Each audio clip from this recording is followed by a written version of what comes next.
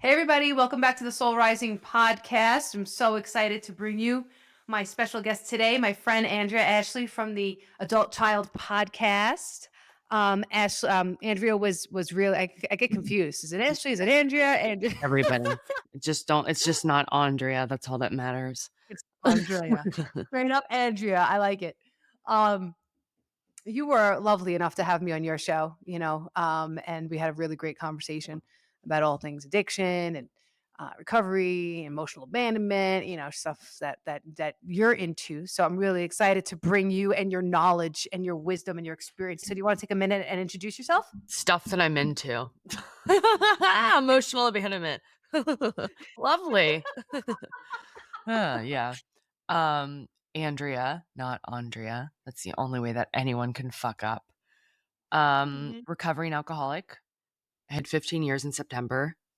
I'd like to Congratulations. Thank you. I like to refer to myself as a recovering shit show. All the things, codependency, love addiction, all that shit. And I started my podcast. It's coming up on 3 years. I think my first episode was March 31st of 21. But like in a nutshell, I had no idea how much my childhood impacted me. And I continue to be Mm. blown away at how much my childhood impacted me. And it was at 9 years, 7 and 9 years where I just really saw the ways in which my unresolved childhood trauma was surfacing and playing out in my life.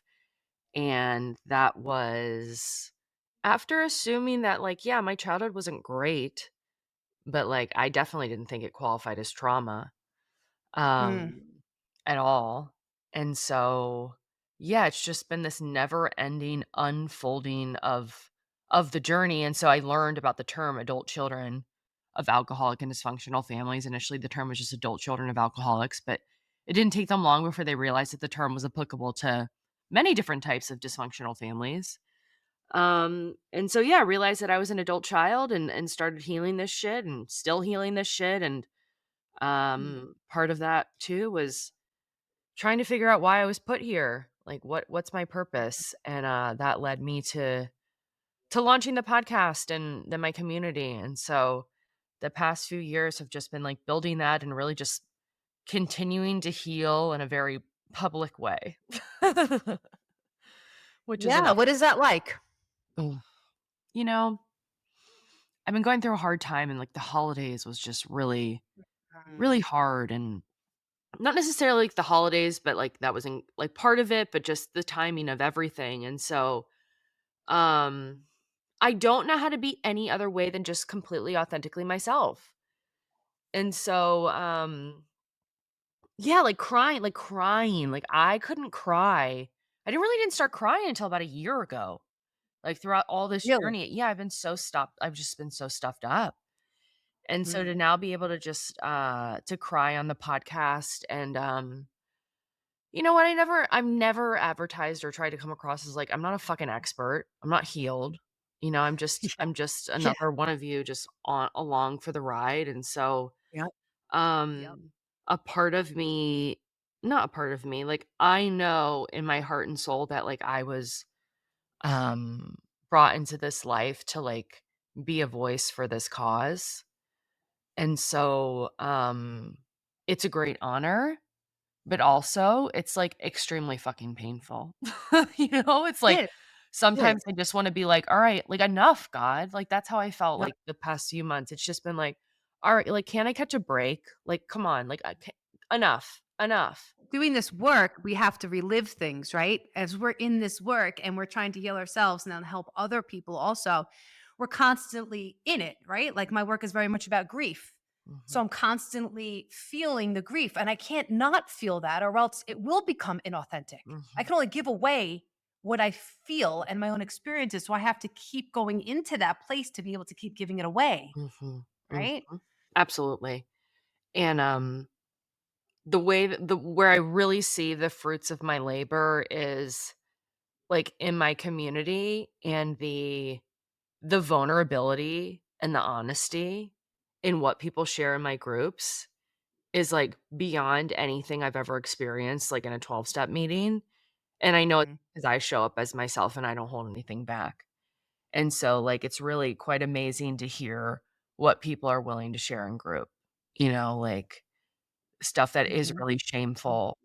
Well, I mean, to them, Yeah. um, that, they wouldn't really want most people to know, and, Mhm. Mhm. that's really, like, a, like that's one of the, like, the biggest gifts or blessings or, mm, thing that I'm most, like, grateful for that really moves me the most is, like, that I've created a space where people, like, really feel safe sharing anything without any fear of judgment. That's So amazing, and it's because you're sharing your own, like you said, and it's giving people permission and a comfortable, safe place to then share their own experience because you set the example. mhm, You do it first, right? Sometimes we have to step out and be the ones to do it first, and then it allows everybody else to say, "Okay, this is I can be real here because mhm. she's being real." Yeah, and I also know that, like, the reason a lot of the stuff that I'm dealing with now is coming up is because I have, the support or the community there to support me through it versus, like, in the past, I don't know if I've had this kind of support of people who, like, really get it, you know? Yeah, I totally get that. Like, I feel like I knew so about my issues with emotional intimacy for like a while. Like, it was put to me back in like 2009. And then like I read Brene Brown's book, Daring Greatly, and Mhm, spoke more about that. And I was like, okay, this is ringing a bell, but I didn't have any way forward. I wasn't in mhm, therapy at that time.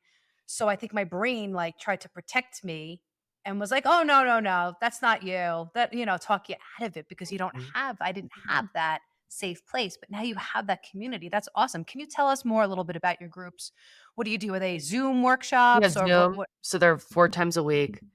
Um, it's like a 12-step meeting, but it's just a lot looser, I typically have a reading, but people can share whatever they want, and we just allow more crosstalk. I mean, the groups are smaller, under Okay. 40 people.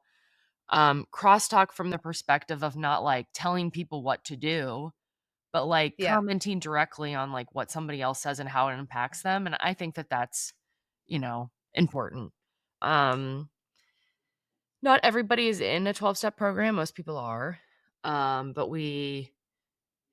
it's just a little bit looser. We curse, it just feels more like family, it's more personal, there's a lot more laughter. I mean, there's laughter in AA meetings, but yeah, it's just, I don't explain it, I just feel, like, so at home to it's like it's like finding your, like, AA group, like, finally really finding your group of people that you, like, really, really, really, really, really feel safe with, and then just, like, a little bit more comfortable. So, I mean, we laugh, we cry, we do all the things. I think the laughter is, like, the most important piece too. So, yeah, we meet a couple times a week. We're going through have you looked at the inner or the loving parent guidebook?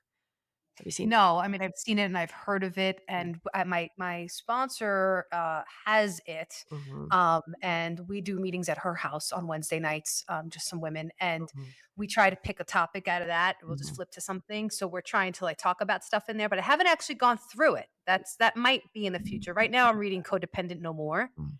with First my time? for the first time, I'm reading Codependent No More, the book. Yes, the actual book. And then we had a workbook. Me and my sponsor were going through it. But yeah, that's been eye opening for me. I mean, I've always known that I had codependent behaviors, but like I kind of thought I didn't anymore. I kind of thought like I don't act like that, right? No, And then like no. I'm reading this stuff and I'm like, holy shit, that's me. Like I'm still doing that or I'm still feeling that way, right? Getting honest with myself. But tell us about the loving, what is it, loving We're just parent going hand? through yeah, Loving Parent Guidebook. We're just I have a group on Monday where we're going through it. I mean, it's heavy, man. It's like we're going It through it is. slow, and it's getting to know all those inner family members, so inner child, inner teenager, critical inner parent. Mhm. Um, there's a lot there. I'm still trying to connect with some of those, like, pieces, so, I think that, it's definitely something I will have to go through again. One thing that's been really interesting, the chapter that we've been going through now is on feelings, but it's about separating out your judgments from your feelings, which I think is really interesting. So to say like, "I feel abandoned," well, that's a judgment. It's like, "I feel sad because I feel like this other person, like, may or may not be abandoning me," or like, "I feel rejected." Like, rejected is not necessarily a feeling, it's a judgment. And so, like, really getting underneath into, like, what are the particular feelings, and it's been really useful for me because I'm going through something, like, with a friend. I feel very much, like, abandoned, betrayed, blindsided, but to be able to use this and get really clear in what the feelings are, and being able to express that to that person and not like not saying like I feel abandoned, but like really being like I feel whatever the feeling is, and then because X, Y, and Z. Yeah, I've been finding it's that taking really, really useful.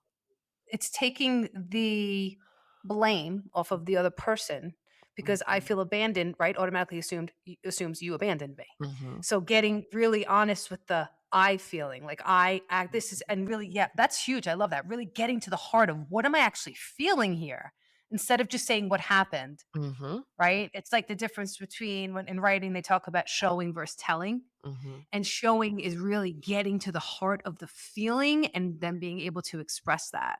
mhm, And then the telling is just like, this is what happened, A, B, and C.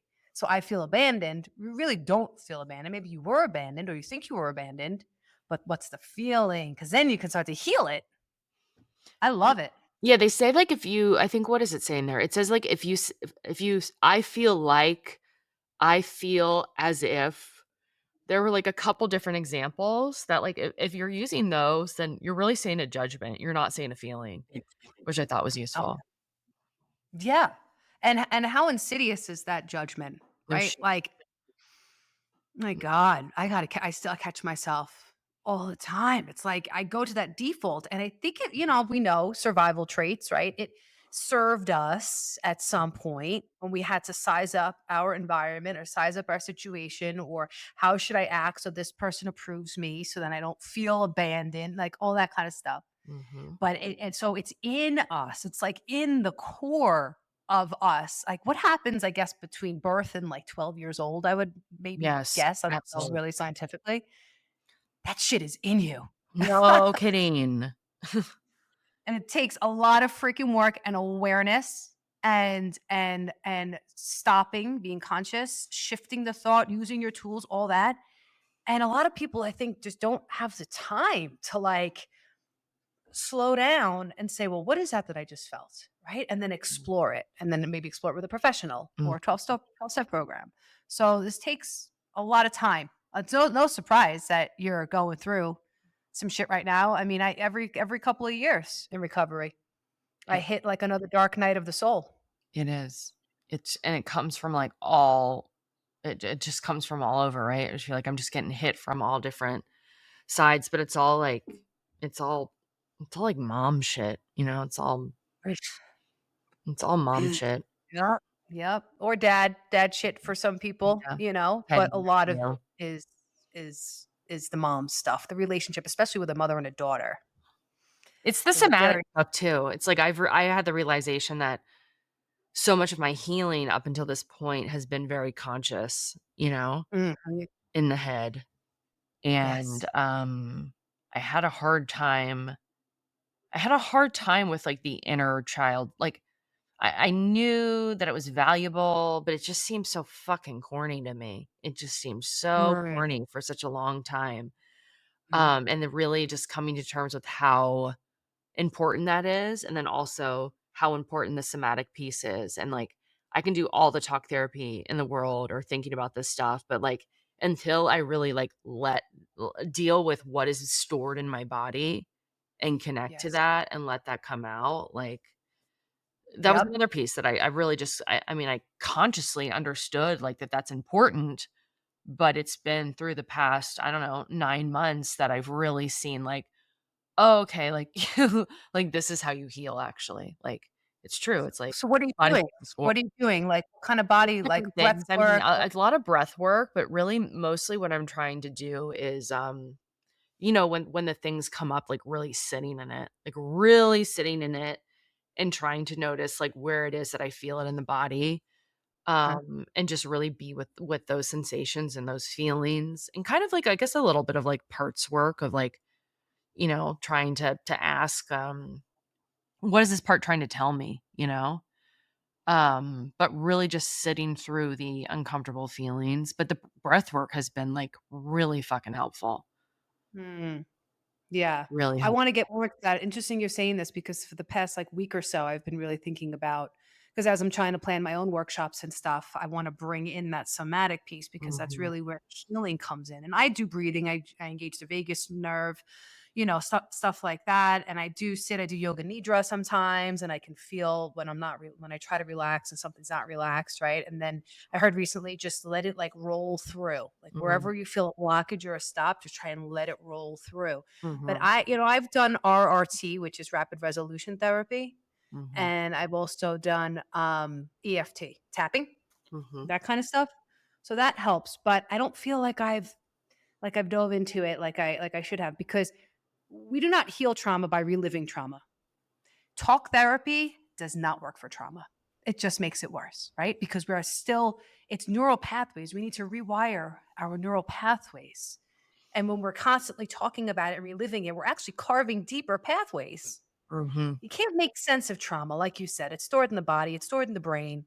So, yes, it all comes I think down it to that. can be helpful to an extent, like, if you're working with somebody who knows what's going on, like, I do think that it's helpful in the sense of, like, understanding certain things.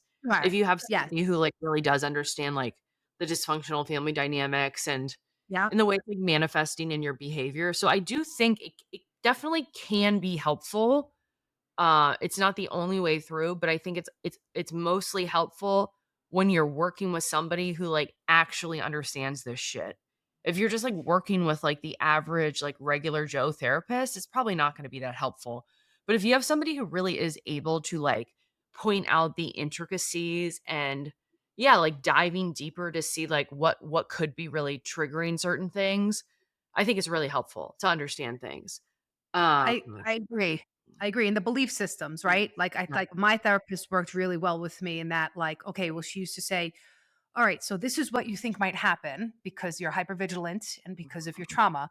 What if you tell yourself, well, what if that's not true? Mhm. To put me back in Sure. reality and get like a new perspective, a Mhm, realistic perspective on the situation. Because also being alcoholic, we go black and white, right? We go 0 to 60. mhm, We are just extreme thinkers like that. So it does help to bring it back to say, what's the root of this? Where is this coming from? And is this true? What evidence do you have pointing to this? Or is this just your trauma speaking? mhm, So yeah, I'm really blessed. I had a great therapist. I stopped seeing her maybe I don't even know, a year ago, but I was in with her, just her. I've been in therapy before, but with her for like 5 years.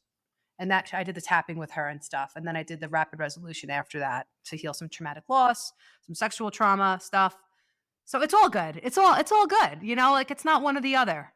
mm-mm. It's and it's both, right? Well, the worst is, like, when what you're talking about, like, is there evidence? Is this true? Like, one of the most, like, painful experiences is, like, when, like, yeah, consciously you know that, like, you're able to but it doesn't fucking matter, like, you still fucking feel the exact same way in your body. Journey from the head to the heart, right? It's the longest journey. It doesn't matter. You could Yeah. know it, right? That's why self-knowledge is not enough, just like with addiction. Mhm. So that's just, like, where I've been is, like, feeling so sane, yet insane at the same time, you know? I get that. Really Yeah. miserable. I've been having a lot of down days myself. Like I was telling you before we got on the show, like just I don't know. And then for me, I think it's like hormonal too, but it's also this breaking away. I like tarot and I watch a lot of videos and stuff like that. And I keep getting the tower card.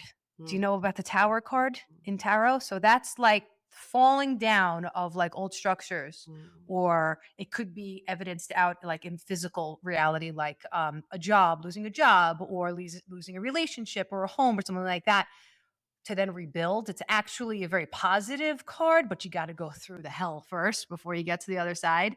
And for me, it's this, I believe it's this breaking down of old belief systems, And that's been very painful because they've kept me safe for a Mhm. very, very long time, right? Denial works. Denial is actually, they call it healthy. Some denial is actually healthy because it kept me safe. But now, right, as we have more time in the program and we keep peeling these layers, more is revealed. That's like one of the truest statements ever. More will be revealed. Yeah, So more is always, always. More when you think more won't be, just wait. I know. I love it You in the work hard for meetings. it. I'm fucking done building towers. Enough already. Exactly. Can I just have a freaking break? Can I just Yeah, hang out in the hammock? Do I really need to yeah. be in the tower? And I love in meetings when I hear people like, "Oh yeah, the second year is the hardest." Or whatever. I'm like, just wait till year 9, You know, then wait shit. till year 12. It's Mhm. wild. Well, do you feel like I don't know, like, do you feel like in a lot of your meetings that people are, uh, being real about experiencing a lot of pain, like, in longer term sobriety? So to out myself, I don't go to many of a large variety of meetings. Mhm, So we have the Castle Rock Clubhouse here, and I was part founder of that. mhm, So that's where I go, and because of my schedule, mhm, there's only a couple of meetings that I go to. I go to like 2 AA, 1 ACA usually. I go to ACA maybe every other week because it is very heavy mhm, and it kind of just throws all this stuff on that takes some time to shed, right? mhm. So the people that are in those meetings, we see like a lot of the same people. And right now, I feel like there is a pretty good group of people with some time that are sharing the truth, that are really Right. sharing the truth. But no, I don't know. There is maybe an overall sense of life is great. Everything's great. I'm sober. I didn't have to wake up with a hangover today, right? Like there's this overall positivity, which is great.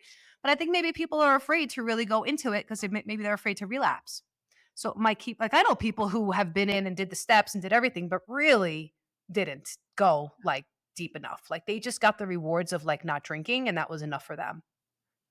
Right. And then it's just different. There's just different calibers or qualities of sobriety. I don't know what you want to call it. I don't want to judge anybody's sobriety, but it's just different levels, I think, of where people are willing to go. Yeah, I What was in a about you? meeting last I mean, I don't go to a ton of AA meetings, but I was in one. I was in Austin, and it was a speaker meeting, and the guy got sober in '92, and, God, I was the psycho. I was sitting there, like, with, like, mumbling under my breath the whole time, like, "No depth, like, no depth." I didn't think the guy had any depth, and then he spent, like, the last 20 mi like, he it was such a drunk-a-log. Here I am being Oh, judgmental, but whatever. It was such a drunk-a-log, but then he got sober, and then the last 20 minutes were just about all the amazing vacations that he've taken in sobriety, and I'm like like, I wanna die. I want to die today. You're in Oh, what Hawaii. the fuck, dude? Shit. Like, oh, I hate hearing that. I hate, "Oh, life sucks. I got sober and everything's been great ever since then." Like, no, the fucking hasn't. It's yeah, it's not reality, and I think also just some people aren't capable of Of going go there, right? Just we're because going people there. get sober, yeah, just because people get sober doesn't mean that they're seeking, any sort of spiritual wisdom or real true growth. They just want the pain to stop. Yeah. They just want to get the marriage back. They just want to get the job. They just want the life to look good on surface. Not everybody's gonna have that level of depth that you and And I that's have. hard, you know? That's hard, and I think about the close friendships that I cultivated in early sobriety, like my closest friends, and they haven't hit those like, subsequent bottoms, you know? And Mhm. because of that, I feel like, we've grown apart because Yes. they haven't Yes. they haven't gone to those deeper levels of healing, and I think almost maybe to them, it seems like, "Is there always something wrong with you?" You know? And, like, Mm. to me, it's like, you're very surface, like, you don't know yourself in the way in which I know myself, so it's just really interesting. It is. I think it's an ebb and flow, right? I can't not go in. I can't not see, right? It's like we just have this third eye thing going on where like we just can see into ourselves, we could see into others. And like I love when you opened and you talked about, who you are, like you can't not be authentic. And that's part of our authenticity is honoring the things that we see and feel and not pushing them away because we're afraid. I mean, listen, I'm no great sage here. I push things away. I definitely push until I can't anymore, right? But like I don't realize I'm doing that. A lot of times this stuff just creeps up and just like slaps me across the face and I'm like, I cannot believe that was there all this time, right? But we can't not see it. But then there's just people who can't see it and just in the program, out of the program, whatever. They're just incapable of going there. Their fear, maybe. Mhm. I don't really know what it is. Or just their desire. They're just like, I'm good. I'm good. They're good. So yeah, I mean, I just would feel like I would be like dishonoring myself, I guess, if I was to feel something or see something about myself and then not Not yeah, exactly. go there. Yeah. But it takes time to peel those layers because we don't like listen, so shame, I know shame has been a big thing for you lately, right? So maybe it's like when we get to a place where we feel safe enough that we're not going to be down like and never get up, like we might get down, but we always know we're going to get up because we have that past experience because we're not carrying as much shame. We're not Mhm. feeling as low about ourselves. So we feel safer to go into those places. But it takes time. I couldn't do this at 2 years sober, right? It just takes time. So true. Tell us about your experience with that. Like, how does shame kinda come up for you? Yeah, it's, so the thing that I'm really dealing with now is, like, not feeling like an adult. Uh-huh, Like, uh-huh. not knowing how to feel like an adult, and, the, um the procrastination, the self-sabotage, like, really the in it and I think part of it is, like, ADHD, part of it is trauma, part of it is just whatever is going on, and I shared this at the end of my last episode that I did of 2023 about how, like, there's certain years where, like, it's it feels like you are not growing at all, and it feels like you're regressing in fact, and, like, that's how, like, the past year has felt, like, it's felt like just regression, honestly, but I think what I've realized is, like, there's periods of time where it's about having these awarenesses and, like, sitting in the pain of the awarenesses, and then there's the years that are more about, like, the actual growth, but, like, those years of awareness, like, they're not regression, like, they're absolutely, like, necessary, they're part of the process, they're part of the progress, um, and so that's just where yeah, that's just kind of where I've been at, just looking at, I think it's and it's like spiritual bypassing, but I didn't do it intentionally, so I'm not sure to Yeah, call it spiritual bypassing because I don't know if there has to be, like, an intentionality behind it there. But it's really surrounded around, like, feeling like I can't take care of myself, like, really feeling like I don't have it in me to, like, actually, like, take care of myself, specifically financially. Um, okay. just not, like, living up to my full potential, but I think what a lot of it is, like, the sadness and the anger, related to my specifically my mom that I haven't really felt. Um, I'm going all over the place right now. That's Um, okay. yeah, part of it is, like,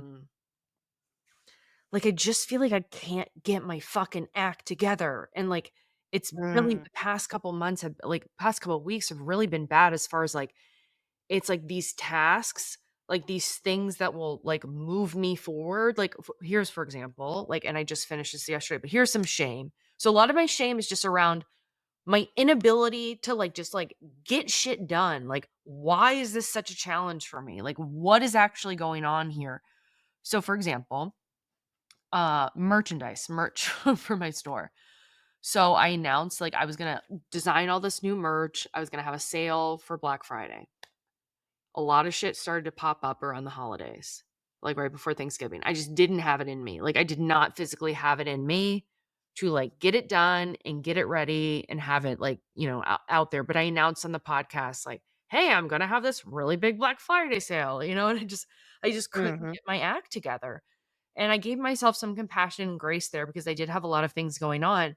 But since then it has been the most painful, like, grueling like, fucking torturing myself with the amount of, like, overthinking and perfectionism and just, like, redesigning the same thing, like, over and over, and, it's painful, it's so painful, and then it's, like, obsessing about how my it looks like on my website, like, Mm, designing how it looks on my website, and it's like, you would think that my main source of income is selling merchandise. Like, you know what I mean? It just and so it feels, like, so shameful that it's like, March, I'm finally done, but, like, it feels so shameful that it's, like, March. It's been since, the Thanksgiving, and, like, the complete inability to just, like, get this done, and just the hyperfixation, the mm, perfectionism, and then that's coupled with the shame and telling myself I'm gonna get something done, and it's just like a freaking trauma loop, But, mm. so it's like the inability to, like, adult or to get little things done, and that's not a little thing, but it is just, like, things in my business, like, redoing my website, like, all of those things, like, there's just it I was sharing this with my group the other day. It's like, it's I know what I'm capable of. It's not that, like, I think that I'm, like, not capable, that I'm less than, that I Right. don't think I'm worthy, or all those things, like, Yeah. I know Yeah. what I'm capable of. I know what my potential is. I feel like I'm not living up to my potential, but then that's also, like, a very dangerous spot to get into. And so it's like this fine line of, like, accepting where I'm at, accepting my feelings, accepting, like, my experience, showing myself compassion in that respect, then also, like, how the fuck do you pull yourself out of that, you know? And so it's like Yeah. not beating the shit out of yourself for what's going on, because that's just gonna make it worse. But then at the same time, it's like, okay, but, like, I also know that I'm capable of, like, so much more. So that's, like, really where it's at, is it's just the shame of feeling like I'm not an adult, like I can't take care of myself. A lot of that is, like, related to just the dynamics that have been created by my parents, especially, like, financial entanglement. And really what it is, it's like a way to keep me connected to my parents. Like, ultimately, I know that that's Mm. a large part of it. It's just like, um, there's For them to keep you connected? yeah, So for they wanna keep me you too. I think it's both you ways. understand You that. know, I Okay. I think that Okay. there's a part of me that believes that somehow I'm keeping them safe by me needing them. And So codependency. So that sounds like codependency yeah, to me. I mean, Right? because, like, when I was a kid, like, when I started to act out, like, when I became the problem child, that's when my mom stopped drinking as much and my parents stopped fighting as much. They had to come together to deal with me, and I'm, like, in and out of rehabs and boarding schools and all this stuff, so, like, that saved the family, like, it did, I mean, but that's not the case now, you know what I mean? So, but maybe in your brain, if you stay the shit show, like you've called yourself, like, that's going to keep them Safe and together and it's not okay true, and and it's safe not because they have true, to like, focus that's on not you. happening now, but, like, yeah, there's still, like, a part of me that I think feels that way, believes that, And so it's really hard. Well, that's the fear part. As you were talking, I was thinking, right? What's the fear? The fear is that they're not gonna be okay, and you're taking that on as a and I don't wanna psychoanalyze you, but that's just, No. like, from, like it's like the f yeah, it all goes back to fear, coupled with and you said you had ADD or ADHD, right? Mhm, That also I've been learning lately through a friend that creates an inability to focus unless you're hyper focused, mhm, right? Like you described being obsessed with the website. mhm. So people don't really understand how that works in the brain where you can get really hyper focused on one thing, but then you can't like move forward and check things off the list and actually get things Exactly. done. It's, like, called, like, ADHD paralysis, and, like, it's what I've been experiencing, and it's also a way for me to get a shame hit, right? Like, that's also part of it too, Mm. you know? Talk more about that. What do you mean? Shame hit. What Well, does that mean? that I'm, like, not getting it done, and it's just, like, allowing me an opportunity to shame myself, Mm. It's like that addiction to those negative that negative excitement, It's a way for me to, Yes. like, reinforce those beliefs that I really don't believe are true, but obviously there's a part of me that does, and, I think it's a lot of inner teenager stuff too, like, I think it's my inner teenager protecting my inner child, it's the acting out. It's just so freaking scary, you know? And it just feels like there's just been so many awarenesses coming in from so many different areas, and it all just seems so overwhelming too. It's like, God, there's so much work that I need to do, and there's all these different modalities, and there's like it's like where do I begin? Like, you know what I mean? Like Yeah. it's Yeah. just been kind of in that place where it's like there's so much to heal and there's so much to do, and it all seems so very overwhelming. It's all part of the trauma experience too. And so it's like slowing down. I'll tell you another part of it is like this stupid fucking phone. Like my brain is fucked because of this thing. Yep. So that's another part. I do not my memory, it's, like, really scary. Like, I cannot hold on to a thought, Mm, and I think it's because our brains are being rewired with these things that we have to have constantly around. I mean, it goes with me everywhere, and I'm like, "Stop, just stop." And I swear, I mean, I'll pick up my phone to, like, put something in my calendar or whatever, and I'm on Instagram. mhm, And I'm like, "How the hell did that happen?" It's like this unconscious thing that our brains are being wired. Have you seen the show Social Dilemma mm-mm, on Netflix? mm. Scary, don't watch it before bed. It literally kept me up. But doesn't take a lot to keep me up at night. But, it shows how it's actually, like, rewiring, like, our, like, Is that on like, Netflix? it's on Netflix. I don't know if it's still on. I saw it a while ago. I know what you're talking But yeah. about. Yeah, Yeah, the phone, it's bad.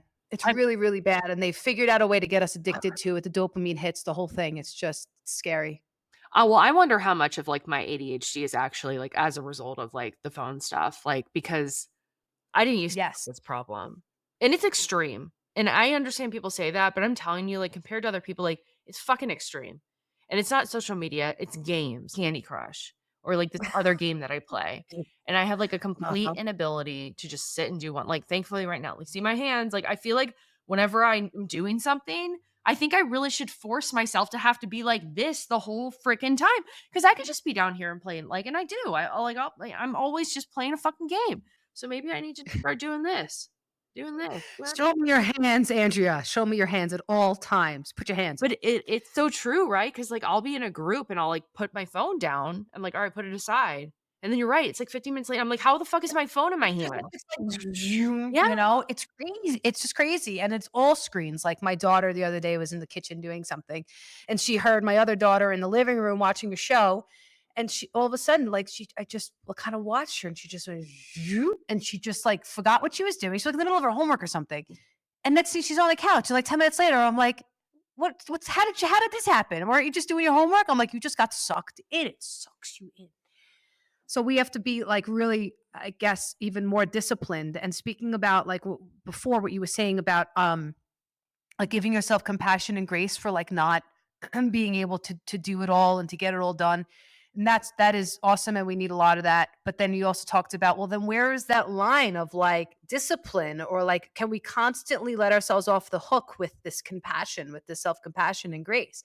Is everything just okay? Or is there a point where I have to actually push myself and do the hard things and change? And, so it's really kind of day by day, like ebbing and flowing again, like checking in with where I'm at and what am I really capable of today and cutting myself some slack when I'm not, right? Like having those down days I was telling you about. Like I found myself in the bath at like 1 o'clock on like probably Tuesday and then again on like Friday, like just in the middle of the day. Like I need to just escape. I need to get in the bath. I need to get a book, but typically I wind up on this friggin' thing. I leave this in my drawer at night. I put it in my drawer and I really should leave it there like during the day. But then if I'm not conscious, I get right back to it. But anyway, cutting myself a little slack for the days when I just cannot do it. But being very honest with myself. Mhm, Can I or can I not? mhm. Right? Are we turning into a society where like just everything is acceptable and everything is okay? Or where do we hold our feet to the fire versus where we, cut ourselves some slack? I guess is the what I grapple with as well. Yeah. And I think for me, I think, like, when I really think about, like, what is the first course of action here or, like, really what's important, I need to be in my body a lot more, or even just a little bit more. I think that's really what it comes down to, is, like, whatever I need to do to, like, reset. I actually just started. Do you know who Irene Lyon is? No, Irene Lyon? Yeah, she's like a nervous system gal, but, I just started doing, like, a she's like a 21-day, like, nervous system reset, and I think really what it comes down to for me is, like, I just need to be living in my body just, like, a little bit more, you know? A little bit more. And Because that's when we're present. That's what really feels the best, is being present. You mhm, can't not be present when you're feeling into your body. That's the only mhm. place you are. You really can't be in all these other places when you're focusing on what's going on in your body. But it's really interesting, like, now that we're talking, like, obviously, it's trauma, it's all those things, but, like, how much of it too is just, like, it's just this? How much different would my days be if, like, I got like, if I just didn't it seems so scary to put it away for, like, the thought of, like, not having it for, like, 24 hours, like, that seems, like, impossible. But, like, how much more productive and, like, happy and, like, would all of us be? This is the Yep. problem. This is It everything. I it mean, is. everything that they're talking about right now, like, on the news, is like, once the smartphone was developed, like, that's, like, what, like, we're all going to shit. We're all gonna fucking die now because of this, you know? Dude, I've been Yeah. saying when I was drinking when I was like 20, I was on this like I was hot on this like idea of the three roots of all evil. And money was the first, alcohol was the second, and technology was the third. Now, this is 25 years ago. I started on this. Like, I would go around in the bars and be like, we need to have a revolution. We need to stop. I felt this like thing inside of me that the technology, although, and people who are listening are probably like, no, you guys are wrong. But like, I No. definitely I definitely feel like it's helpful in, like, the medical world. I mean, all this, I'm not down with the AI. I don't I think it really strips a lot of creators from it's actually what I've been saying is it's taking the human out of humanity, all the AI stuff. And, um, it's but the technology in general is great, especially for medical or for space or for whatever. But as it's getting so ingrained in our everyday minutia of our lives, everything is on this, right? My grocery list, my every idea I have. Like, I was in a meeting yesterday. We meditate for like the first 3 minutes. And after my meditation, I got an idea. I was like, because I'm gonna start actually doing my own meditations and sending them out. So I pulled out my phone and I wrote it down, because if I don't write it down, I'm going to forget, because I'm going to be distracted by 65 other things. And then later in the day, I'm going to be like, oh, what was that thought? And it's going to piss me off that I forgot. But it looks really rude, right? To like pull your phone out like in the middle of a meeting. But we're just very dependent on it. And I don't know. Do you think it's ever going to pass, or you think it's here for like ever, to like the end of time? I mean, I think, like, the world's gonna end, like, in a year anyways, so, like, kind of honestly. I'm serious. I'm, like, not kidding. Speaking my language, girlfriend. You are Yeah, speaking my language. like, I I'm that's shocked we're still here. there's To tell you the truth, I'm shocked we're no, still here. it's gonna be, like, AI is gonna get us, like, in the next, like, that's kind of, like, I'm not to be, like, really pessimistic and, like, negative, but, like, there is a part of me that's like, "Alright, do we really need to, like, figure this shit out?" Because I'm pretty sure we're not gonna be here for much longer. Ugh, Yeah, I I get don't wanna be doom and gloom either, but it's just creating this massive disconnection, and that's why Ginny and I started this podcast, All In on Love, Loss, and Connection, because we wanna try and bring people back to their humanity and to their emotions and their feelings, and like you're talking about, being in your body, because when we're not, we are disconnected. Like, this thing that originally was supposed to be to connect us more, right? To be able to FaceTime your family and social media so you could see each other. it's interesting, like, thankfully for me, like, I don't get hyper fixated on social media. Like, it doesn't pull Mhm. me in, which is very interesting. For me, it's like playing games and stuff, but, like, Yeah. as we're sitting here and we're talking, like, yeah, my phone has, like, fucking ruined my life, like, I think, like, I mean, I just think about when I was in college and, like, I took, like, the CPA exam, like, this I didn't have this problem. I didn't have this problem, whatever, like, 10 years ago. I didn't. I could study, I could get shit done. I didn't have time management problems. I know that, like, my trauma is, like, coupled in with that, but it's my fucking phone. My phone has ruined my It brain. is. It's a lot to do that. I was always the last. I was the last to get the cell phone. I was the last to join Facebook. I only joined Facebook because I moved from New York to Colorado and I wanted to keep in touch with people. I've always been very hesitant, and I can't deny that, right? It's also tapping in, trusting what I'm feeling, my intuition. I'm sold. I feel the exact same way as you do, and I think it's more hurtful than it is helpful. Like I said, I think it is helpful in a lot of ways, but I think it's more hurtful because especially that this motion here causes depression, and it's causing depression because of I don't know the science of it, but it's something about the reuptake of the serotonin and all this kind of stuff. That when your spine is in this position, like a lot of kids, teenagers, right? We have a massive suicide problem, especially here where I live in Douglas County in Colorado, Really? um, amongst teenagers. Yes, and middle-aged men apparently too, because well, that's because they don't feel comfortable sharing their feelings and talking. That's a different story. But with the teenagers, right, and then the bullying that goes on Mhm. those phones, it's just and the appearance and everything is fake, right? Like we're getting so far away from our authenticity when we keep saying that's what we want, right? Everybody keeps saying that's what we want, But and we're just getting nobody's connecting with each other, like, on a genuine level. yeah, You say shit to each other that, like, you would never say to the person in real life. hiding behind a computer. Yep, to Yeah. get like to your Not muscles. not authentic connection, you know? It's not, and Ginny and I put out a show, I think it's episode 11, we called it "Down with the Sickness," and what it means is that we are down with the sickness. We're complaining a lot of people love it, a lot of people but then a lot of people are complaining about it, like you and I, but yet we're still doing it. So we have to take some responsibility for our actions, and we can't just blame the powers that be. We have to say if there was no demand for it, it wouldn't exist. So we're creating the demand, and there's an argument that they are just responding to our demand. Oh, yeah. But there's just not enough people. People are waking up. People are. We're in a time of enlightenment, but I don't think enough people are aware and No, awake to how dangerous this is. how everything is. I mean, I don't think that most people are aware to, like, anything that's going on.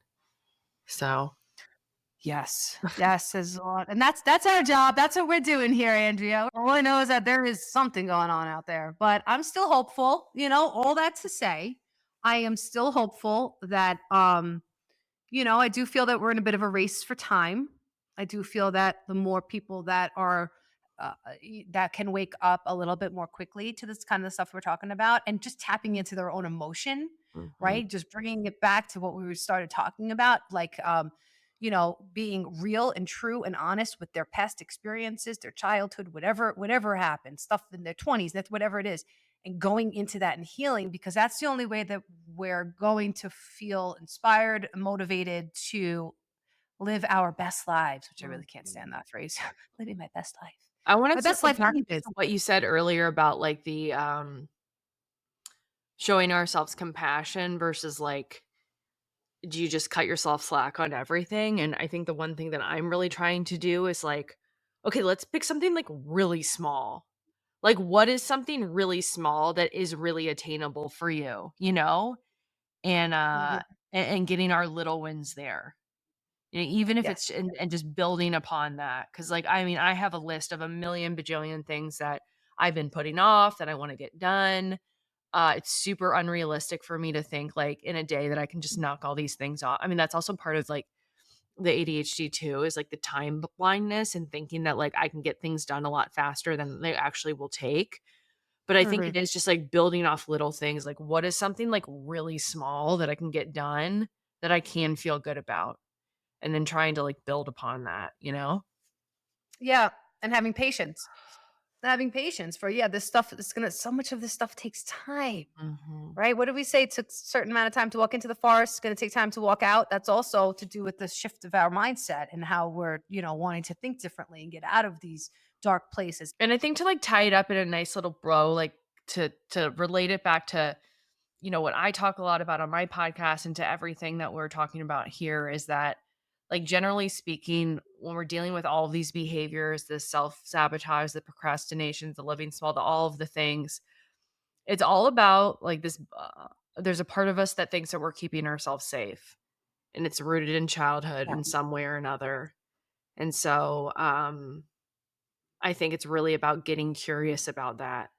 What do I think I'm protecting myself on? Because whatever we're doing, like, we're not torturing ourselves. We're not trying to make ourselves feel like shit. Like there's a part of us that believes that we're really doing what's best for us. We're keeping ourselves safe in some way or another. And it's all rooted in some sort of, beliefs, um, system that was developed like young. And so I think that's really where the most important aspect of like the compassion and the curiosity is, like not beating the shit out of yourself, like over the behavior, and really just getting curious about like, what is it that I think I'm protecting myself from? Bingo. Thank you so much for saying that. It's what my whole book is about. It's about this fear of loss, right? We're afraid of losing something, either a piece of ourselves or a reputation or a person or a thing or whatever we think, right? We should have, or something we have and be taken away, right? Like that's typically how we define fear. Mm. But 100% keeping us safe. It's all about emotional protection. But what's the worst that's going to happen? Right? I was also taught that too a long time ago. Ask yourself, what's the worst that could happen if I take that risk? If I take that leap? As you were talking about your procrastination and stuff, I was wondering um But that's viewing what it from a logical point, like sense, and like none of yeah, this is logical. it's not none of it is logical. Like we're trying to figure it out. My sponsor in New York told me a long time ago, I have the figure it out isms. Mhm. And I'm constantly trying to figure shit out. And sometimes it's unfigure outable. It's just not going to happen. Like we just have to let things be and be okay in that uncertainty, Mhm. in that not knowing, Mhm. right? And just listen to ourselves and just do the next right thing and take the next right step. We don't always have to be striving. We don't always have to be succeeding. There's a time for that, and then there's a time to not. Mhm. And if you're really stuck in that place, listen to that. Instead of maybe like resisting and saying, "Well, no, I should be doing more." Maybe there's a reason. Maybe your spirit and your soul is slowing you down, right? Which it is, because you're having all this growth, right? And these groups and stuff you're doing, right? That's why it's all coming up for you. It's because you're in the work. So maybe you're not supposed to be charging full steam ahead. Maybe this is a season for you where it's like there's something to be learned here, something that's trying to get my attention, so, like, my spirit's creating its own roadblock. Like, I'm creating my own roadblock and not realizing that I'm doing this to myself because my spirit's trying to get my attention to teach me something else. Mhm. I don't know. That might. More will be revealed. You're right. I mean, it's like we Oh, always get to the other side. It feels like I'm not going, like I feel stuck, every time it feels like a little bit different, right? But experience has shown me that um I do always get to the other side and it's always worth it. But sometimes it's like it's like the waiting. It's the knowing that you're gonna get to the other side, but then being in the place like, well, is this gonna have to get a lot more painful before I also yeah. like start getting over, it's like, well shit. Yeah. And then we resist it because we're afraid or whatever that, like, we're not going to be able to handle that pain. Right. And like you just said, we both have a 100% success rate of being okay. Yeah. The pain, like when we were drinking and drugging, yeah, the pain could have killed us. Mhm. But now sober, not dealing with the pain will kill us, right? It will bring us back. Mhm.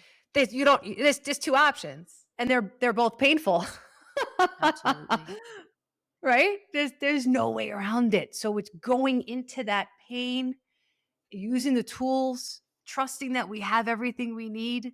We have the people, we have the support, we have our higher powers, we have each other, we have what we need to get through this life together. Mm. And it's not easy, but it's so worth it, right? Like I don't want to be on my deathbed and look back and say, I could have known myself better. I could have loved better. I could have, all that I don't want that. That's like my number one goal in life is to be whenever that time comes, and if it's tomorrow, I want to be able to be on that deathbed tomorrow and say I did the best that I could, and I also loved myself and gave myself some compassion along the way. Mhm. That's probably my goal. Well, all I know is that, like, I'm never gonna be on my deathbed and be like, "Man, I really wish I played some more Candy Crush." That's all I know. Exactly.